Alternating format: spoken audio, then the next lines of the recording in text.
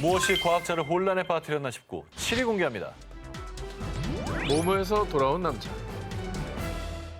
지난 2016년 폴란드 브로츠와프주의 한 병원. 경비원이 영안실을 지나던 중 영안실에서 들린 정체불명의 소리. 자, 소리의 근원지를 찾아 나선 경비원은 떨리는 손으로 영안실 냉동고의 문을 열었습니다.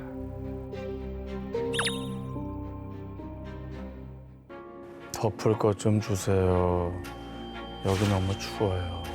영안실이라며. 자, 말을 건 사람은 몇 시간 전에 사망 선고를 받은 20대 청년 카밀이었습니다. 자, 죽었던 사람이 살아나고 멈췄던 심장이 몇 시간 후 다시 뛰는 기적. 자, 과학적으로는 절대 설명 불가능한 미스테리한 상황이 아닐 수 없는데요. 자, 사건 당일 카밀은 친구들과 함께 술집에서 보드카를 마셨는데요. 그런데 과음을 했던 탓일까요?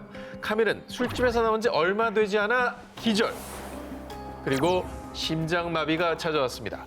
자, 카밀은 급히 병원으로 이송됐고 의료진들은 포기하지 않고 수차례 소생술을 시도했지만 결국 심장박동이 돌아오지 않아 사망 선고를 받았고요.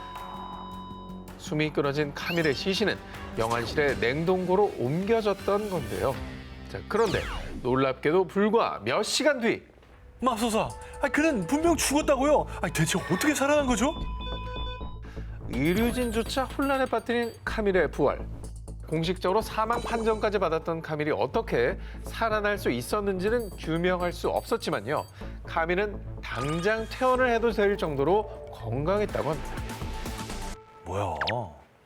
이게 심장이 멈췄던 건 사실이잖아요.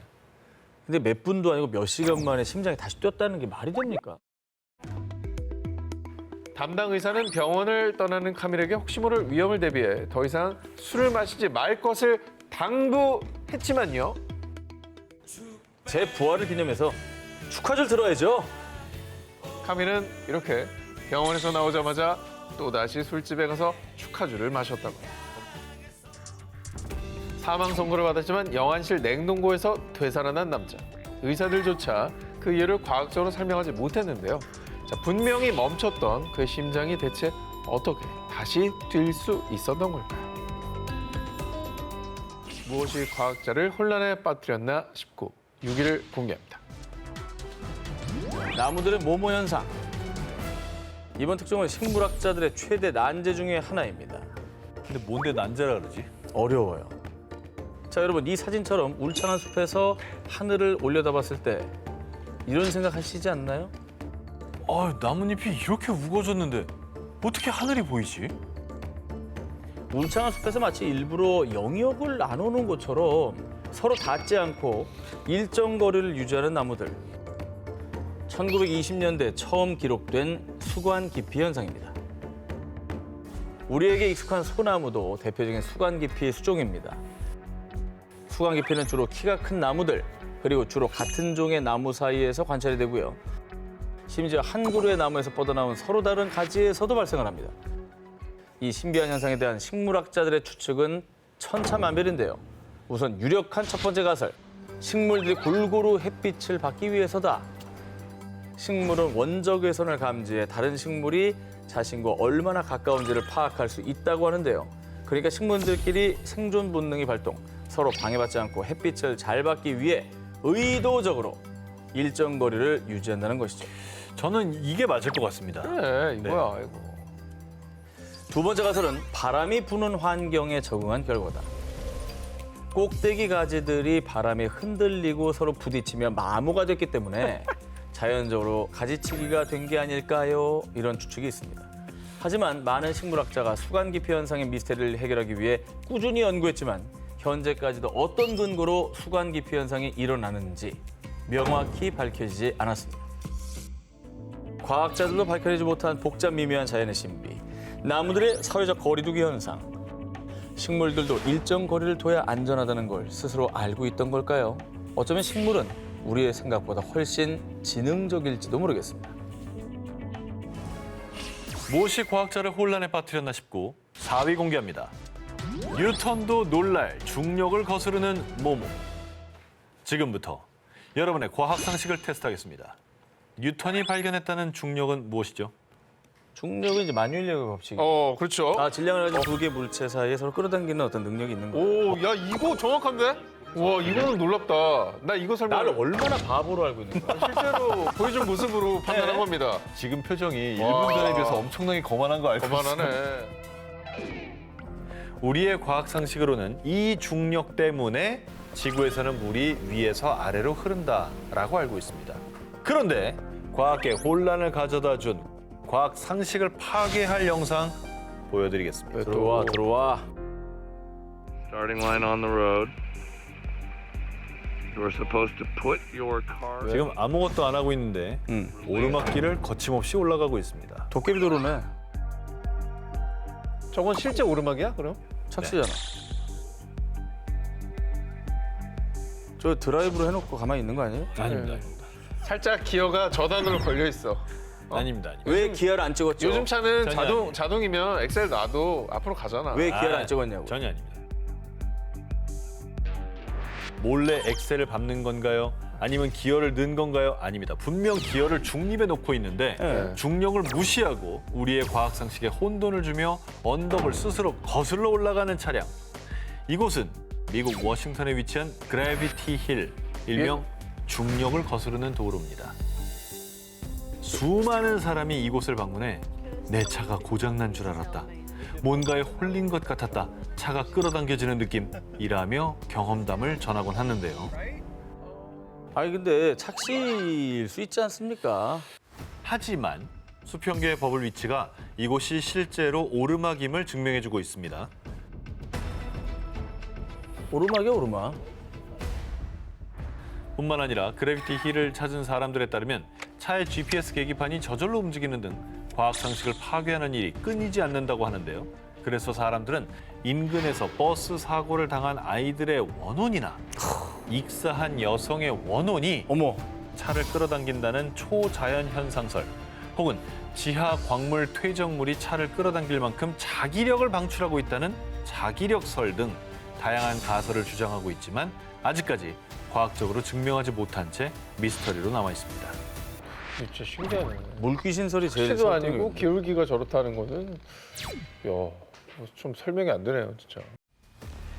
과학을 거스른 혼란의 도로. 과학자들은 그 비밀을 풀 수 있을까요? 무엇이 과학자를 혼란에 빠뜨렸나 싶고 1위와 18위 헤드라인 공개해 주세요. 같은 운명을 사는 그녀들의 평행 이론. 새들의 집단 죽음 미스터리.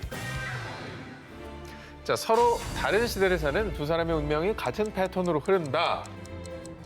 자, 과학적으로 증명되진 않았지만 우연으로 치부하기에는 너무나도 기묘한 사실에 근거한 평행 이론. 전직 미국 대통령인 링컨과 케네디의 100년 주기 평행 이론. 자, 100년 차이로 하원 의원 당선, 100년 차이로 대통령 당선.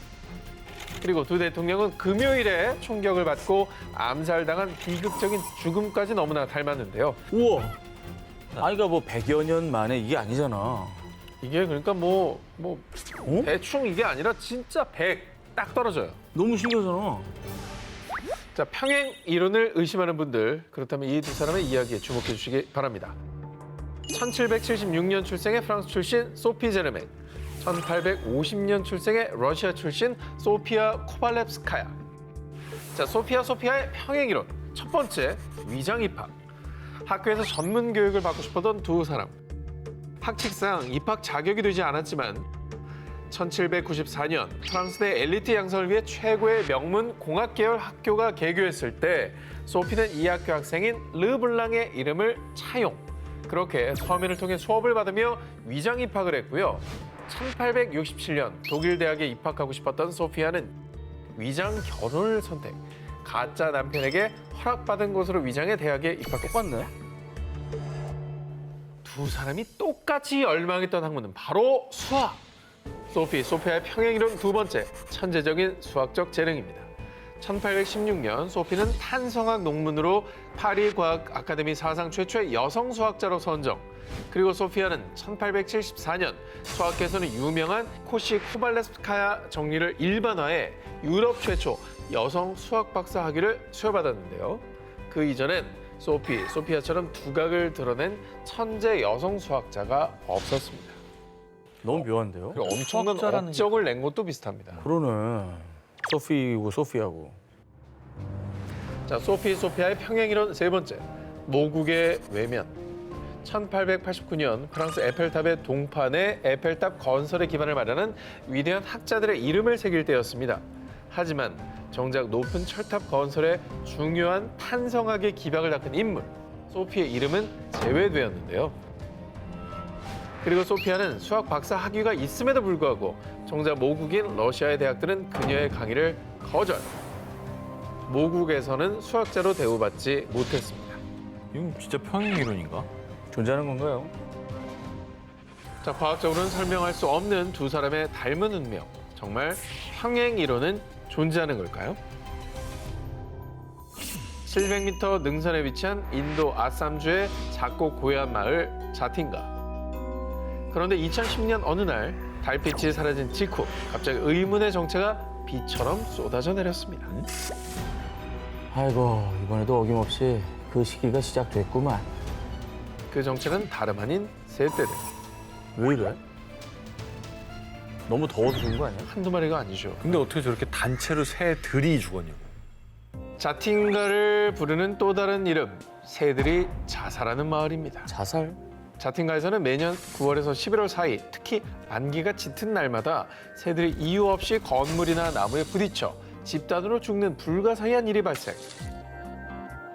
일각에서는 동물이 스스로 죽음에 이르는 행동을 할 수는 있지만 동물이 의도적으로 목숨을 끊는다는 개념을 뒷받침하는 과학적 증거 또한 제한적인데요.